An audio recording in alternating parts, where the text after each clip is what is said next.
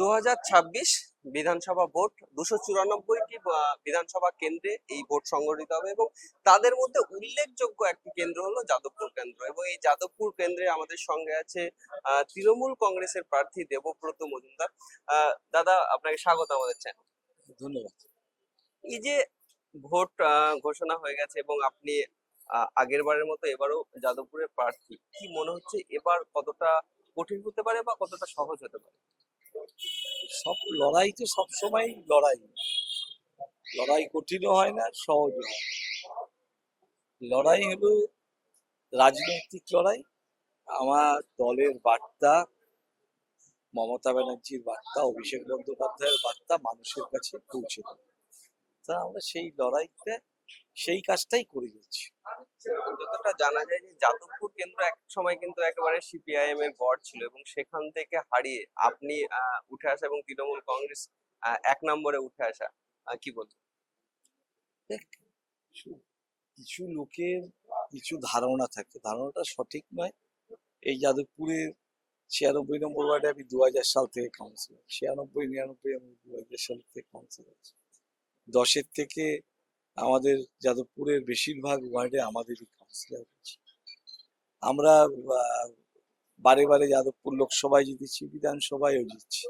সুতরাং যাদবপুরে এখন সিপিএম 2024-এ লোকসভার ক্ষেত্রে 3য় স্থানে এসে দাঁড়িয়েছে। কেউ যদি 3য় স্থানে থেকে তাকে গড় বলে, ধন্যবাদ, তাদের শুভেচ্ছা। তাদের এবার বিকাশ রঞ্জন ভট্টাচার্য তিনি প্রার্থী, মনে হচ্ছে কোথাও গিয়ে চ্যালেঞ্জ বা কিছু?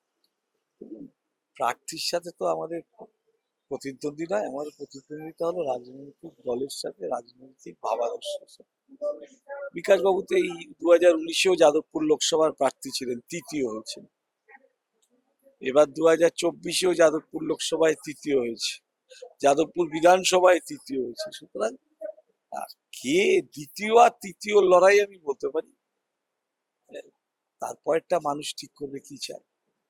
আপনার সম্বন্ধে যেটা বলতে গেলে বলা যায় একেবারে গ্রাস রুটে আপনি কাজ করেন এবং আপনি এর আগেও বিধায়ক ছিলেন এবং এইবার প্রার্থী। কোন কোন বিষয়গুলো নিয়ে এবার মানুষের কাছে যাচ্ছেন? দেখুন, যাদবপুরে আমরা পানীয় জলের সমস্যা একটা ব্যাপক সমস্যা। 2021 সালে আমি প্রতিশ্রুতি দিয়েছিলাম যে পানীয় জল সমস্যার সমাধানের চেষ্টা করব। আজ যখন 2026-এর এই প্রথম পর্যায়ে এসে দাঁড়িয়েছি, গোটা 3-4 ইতিমধ্যেই আমরা ভূগর্ভস্থ পানীয় জলের রিজার্ভারের উদ্বোধন করছি। 9টা-10টার কাজ চলছে, কতগুলোর কাজ একেবারেই শেষের পর্যায়ে। 103-এ দুটো, 106-এ দুটো, 99-এ দুটো, 105-এ একটা, 104-এ কয়েকদিন আগে উদ্বোধন হলো, 96 একটা তৈরি হয়ে গেছে, উদ্বোধনের অপেক্ষায় পড়ে রয়েছে। তো এই যে কাজগুলি প্রায় সম্পূর্ণ হয়ে এসছে, এগুলোকে এবারই ডিসেম্বরের আগে তার উদ্বোধন করা আমার একটা সংকল্প। দ্বিতীয়ত, যাদবপুরে জমা জলের একটা সমস্যা ছিল। দেখবেন 109 নম্বর ওয়ার্ডে আমরা কেআইপি থেকে পাম্পিং স্টেশন করেছি। সারা 109 নম্বর ওয়ার্ড জুড়ে ড্রেনেজ লাইন হয়েছে, জল জমা সমস্যার থেকে মানুষ মুক্তি পেয়েছে। 104, 105, 106-এর বর্ডারে আর একটা ড্রেনেজ পাম্পিং স্টেশন হয়েছে। এটা আমাদের একটা প্রায়োরিটির মধ্যে আছে। 110-এর শেষ প্রান্তে জল পরিশোধন কেন্দ্র তৈরি হচ্ছে, যেমন গার্ডেন রিচ আছে, পলতা আছে, তেমন তৈরি হচ্ছে। শেষ হয়ে এসছে কাজ আমাদের।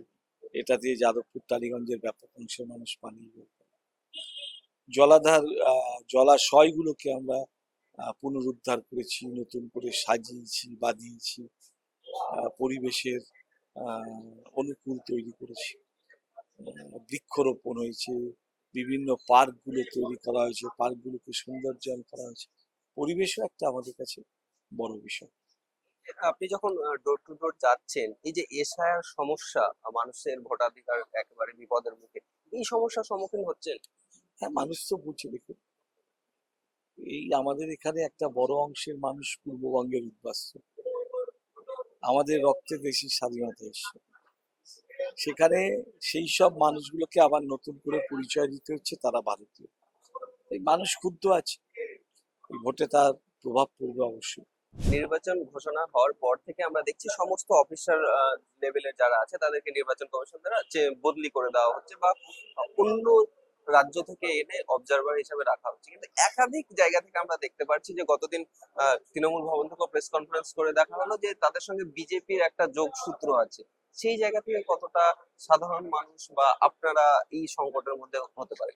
সংকট নেই, ওরা আমরা তো বলেছি যেখান থেকে পারুক পুলিশ নিয়ে আসুক, পর্যবেক্ষক নিয়ে আসুক, ভোট তো দেবে বাংলার মানুষ। তৃণমূল জিতবেই, মমতা ব্যানার্জি জিতবে, বাংলা জিতবে। কেন্দ্র বাহিনীর হাতেও আমরা দেখতে পাচ্ছি যে বিজেপির ঝান্ডা।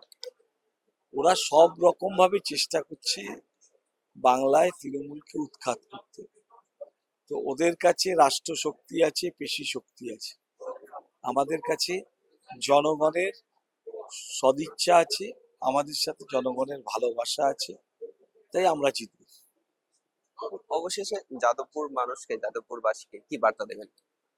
তা যা আমি একটাই বলি, যদি 5 বছর আমাকে সবসময় আপনাদের পাশে পেয়ে থাকেন, আমাকে দেখতে টিভির পর্দায় যেতে হয়নি, আমি স্কুটিটা নিয়ে আপনার দরজায় উপস্থিত হয়েছি। সে ঝড় হোক, জল হোক, বৃষ্টি হোক, পুজো হোক, সোশ্যাল ফাংশন হোক, কেউ মারা যাক, কেউ আহত হোক, কোনো বাইরে গিয়ে দুর্ঘটনা ঘটুক, আহ, কারো চিকিৎসার প্রয়োজন পড়ুক, কারো পড়াশোনার প্রয়োজন পড়ুক, যে যখন আহ, প্রয়োজন পড়েছে আমি চেষ্টা করেছি তাদের মধ্যে সাধ্য মতন সাহায্য করার জন্য।